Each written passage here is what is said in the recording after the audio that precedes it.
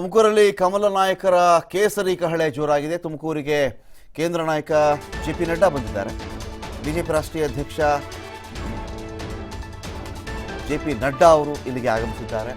ನಡ್ಡಾ ಅವರೊಂದಿಗೆ ಬಿಜೆಪಿ ರಾಷ್ಟ್ರೀಯ ಪ್ರಧಾನ ಕಾರ್ಯದರ್ಶಿ ಅರುಣ್ ಸಿಂಗ್ ಅವರು ಕೂಡ ಆಗಮಿಸಿದ್ದಾರೆ. ಇಲ್ಲಿ आप सब लोग इतनी बड़ी संख्या में इतनी देर गए, बड़े शांति से बैठे हैं. मुझे आने में देर हुई, लेकिन आप सब लोगों ने यहां पर मेरा जिस गर्मजोशी से स्वागत किया है, उसके लिए सबसे पहले तो मैं आप सबका धन्यवाद देता हूं. तुमकुर की इस पवित्र नगरी में जहां येदियूर सिद्धिलिंगेश्वर स्वामी मंदिर हो और जहां गौरव नाहल्ली महालक्ष्मी का मंदिर हो और जहां सभी संत समागम का स्थान हो, ऐसे पवित्र स्थान को नमन करता हुआ मैं अपनी बात को प्रारंभ करता हूं. हमारे नलिन जी ने आपसे अपनी भाषा में संगठन और शक्ति केंद्र के बारे में आपसे विस्तृत में बातचीत की और बताया कि किस तरीके से शक्ति केंद्र के लोग जिस काम में जुटे हैं उसको तीव्र गति से आगे बढ़ाएं. मेरा आने का उद्देश्य इस शक्ति केंद्र की बैठक में एक तरीके से जमीन पर काम करने वाले कार्यकर्ता से मुलाकात करने का है, क्योंकि जिन बातों को हम प्रदेश में आगे बढ़ाते हैं उसको ट्रांसलेट करने का काम वह हमारे पार्टी के बूथ के कार्यकर्ता और शक्ति केंद्र के कार्यकर्ता करते हैं. और इसीलिए मैंने निर्णय लिया कि मैं कर्नाटक के सभी इलाकों में जाऊंगा और कार्यकर्ताओं से सीधी बात करूंगा और आने वाले समय के लिए चुनाव के लिए तैयार होकर के हम काम में जुटेंगे. लेकिन मित्रों, मैं एक बात आपको बताना चाहता हूं, जो आप मेरी बात जरूर नीचे जमीन पर कर्नाटक की जनता तक जरूर इस बात को पहुंचाए. और वह बात यह है कि जब से प्रधानमंत्री नरेंद्र मोदी जी ने भारत के प्रधानमंत्री के रूप में जिम्मा संभाला है, सिर्फ भारत का प्रधानमंत्री नहीं बदला, सिर्फ भारत के प्रधानमंत्री के पद पर बैठा हुआ व्यक्ति कमल के निशान से जुड़ा, ऐसा ही नहीं हुआ है.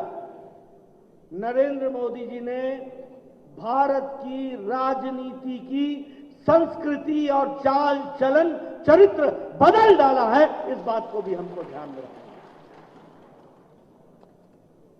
The culture, the political culture has totally changed.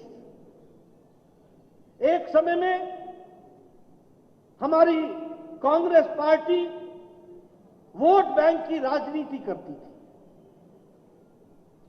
एक समय में हमारे कांग्रेस पार्टी जातिवाद के आधार पर भाई को भाई से लड़ाना, जिले को जिले से लड़ाना, प्रदेश को प्रदेश से लड़ाना, नदी के मामले पर झगड़ा करना, हर छोटी बड़ी बात को बढ़ाने का काम कांग्रेस पार्टी करती है. जातिवाद को बढ़ावा देना, वंशवाद का प्रतिपादित करना, परिवारवाद को बढ़ाना, ये सब कांग्रेस पार्टी करती रही. और इसके साथ साथ तुष्टीकरण को भी आगे बढ़ाती रही. Politics of appeasement.